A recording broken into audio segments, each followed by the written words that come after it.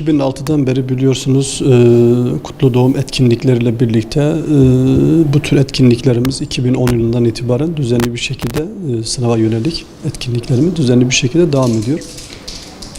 Allah'a hamdolsun gerçekten de Peygamber sallallahu aleyhi ve sellem'in hayatı söz konusu olunca 7'den 70'e herkes bu sınava iştirak etme gayretini gösteriyor. Bu sınavın tabii ki çok önemli olan bir özelliği var. O da her zaman tekrar ettiğimiz bir şey. Bu sınava kim giriyorsa kazanıyor. Yani sınavın kaybedeni yoktur. Çünkü Hz. Muhammed sallallahu aleyhi ve sellem'in hayatını öğrenme, onun siyerini tatbik edebilme imkanı buluyor halkımız.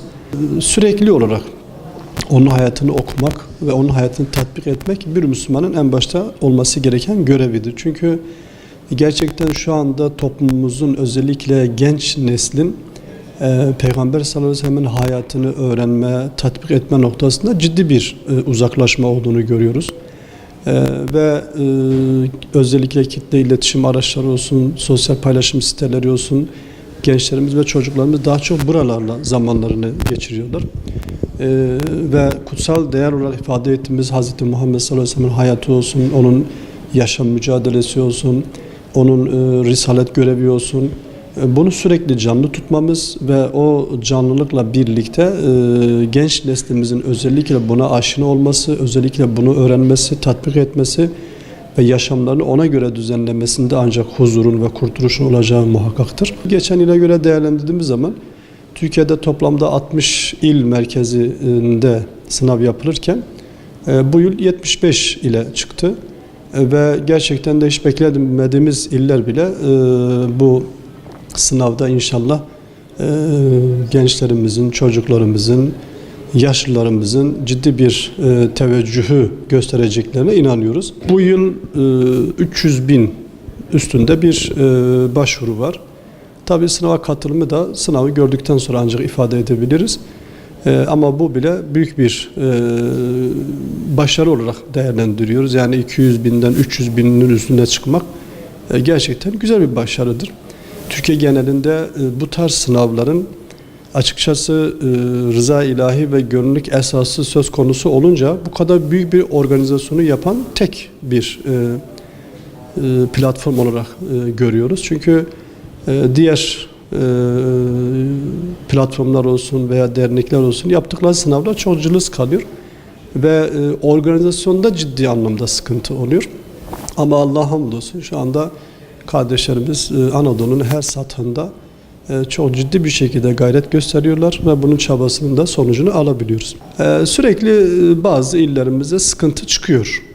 Yani işte resmi makamların ya da işte üst mercilerin onayının olmadığı, farklı adrese, farklı mercilere, makamlara yönlendirme yaptıklarını. Esasında biz de bu işi çok istiyoruz, biz de çok seviyoruz. Hakikaten yaptığınız çok kutsal bir şeydir. Amalarla, lakinlerle, fakatlarla bir şekilde kendilerini haklı göstermeye çalışıyorlar yetkili merciler. Biz tabii ki bu yılda ciddi anlamda bazı illerde sıkıntı yaşadık. Hele özellikle bu yıl daha farklı olan bir durum söz konusuydu. Çünkü biz Ankara'da bakanlık nezdinde bu sınavın yapılması ile ilgili, sınav öncesinde okullarda sınavın tanıtımı ve reklamı ile ilgili resmi yazı aldık ve bu bakanlık tarafından tüm okulların sitelerinde düştü. Fakat buna rağmen yine de bazı illerimizde özellikle İl Milli Eğitim Müdürlükleri veya şube müdürlükleri sıkıntı çıkarmaya çalıştılar. Ama Allah'a hamdolsun yani dün itibariyle sıkıntı çıkaran birçok ilimiz tekrar izin verdi. O yüzden biz her zaman şunu söylüyoruz. Biz bu işe sadece öncülük ediyoruz. Katkıda bulunan herkesin bunda sevabı eşittir. Yani bunu herhangi bir yapının tekeli olarak görmeyelim. Bu kutsal bir meseledir. Ve her kesimin, her camianın, her mercinin, her makamın söz konusu işte bu sınavda veya işte bu sınavla ilintili olarak yapılan diğer faaliyetlerde katkı sunmaları onların lehinedir. Yoksa bir şekilde bu işler çözülür. Yani kimse kendisi zor durumda da bırakmasın. Çünkü her şeyden önce vicdan hakemdir ve hakimdir. Dolayısıyla vicdanları bu anlamda hiçbir şekilde rahat etmez. Bunu özellikle altını çizerekten söylüyorum. Peygamberi sevelim, onun yolunda gidenlere yardımcı olalım. Ona düşmanlık kimseye kar getirmeyecektir. Şu anda bir iki il hariç, diğer illerde şu an sorun tamamen sona ermiştir.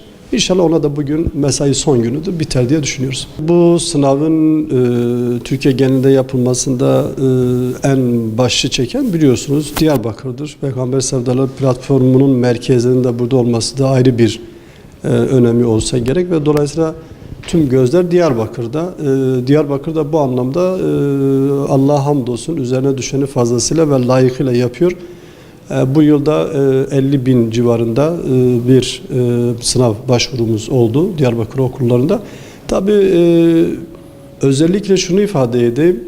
Bu 50 bin esasında çok daha büyük bir rakam da olabilirdi. Ama sınav öncesinde işte başka derneklerin yaptığı sınavla birbirine karıştırıldı. Yani çocukların bile kafası bulandı açıkçası. Veliler de ya zaten sınava girdi şeklinde. Biraz bu anlamda çok ciddi sıkıntılar oldu sahada, okullarda. Fakat yine buna rağmen güzel bir rakam olarak görüyoruz.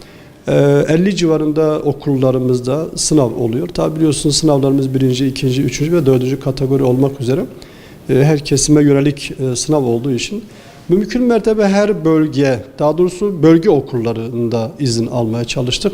Dolayısıyla inşallah biz de şu an heyecanla pazar gününde bu sınavın gerçekleşmesinde bekliyoruz. İnşallah güzel bir sonuç da çıkar. Şimdi özellikle sınava girme noktasında kimi kardeşlerimizin tereddütleri var, şüpheleri var. Hatta bunun tereddüt şüphenin ötesinde bir özgüvensizlik var. Şimdi kitabı alıyor, kitabı okuyor da fakat buna rağmen bir özgüven eksikliği var. Ya ben sınava girsem sonuncu olurum diye.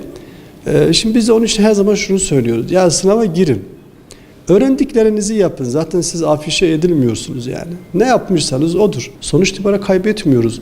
Sonuncu da gelsek yine birinci. Çünkü rıza ilahi çerçevesinde bir mükafat alıyoruz, bir ödül alıyoruz. Dolayısıyla ödülü olan bir sınavda her kardeşimizin mutlak olarak katılmasında fayda vardır. Korkmasınlar. Bu konuda herhangi bir özgüvensizlik içerisinde olmasınlar. Çünkü her zaman onların lehine olacak bir faaliyettir, bir hizmettir. Çekinmesinler, sınava girsinler. Hiçbir şekilde kaybetmezler. Mutlaka bunda kazançlı çıkacaklar. Hem dünya anlamında hem de ahiret anlamında. Biliyorsunuz sınavımızda ödüllü olduğu için o da işin biraz süsü ve aksesuar olarak ifade ediyoruz. Ve bu sınava giren işte 2000 kardeşimiz ayrıyeten ödül alacaktır. Bunun içerisinde 4. kategori olarak ifade ettiğimiz büyüklerin kategorisinde 5 kişilik umre ödülü söz konusu olacaktır. Ama özellikle biz büyük kardeşlerimizin yani 4. kategori olan büyüklerin kategorisinde sınavın daha az olduğunu, büyüklerimizin bu konuda daha ürkek davrandığını görüyoruz. Sonuç itibariyle korkmasınlar çünkü hem işin ucunda umre ödülü var hem de ahirette bunun mükafat boyutu var. Dolayısıyla herkes bu sınava böyle gönül ferahlığıyla katılsın. İnşallah güzel bir sonuç alırlar diye bekliyoruz.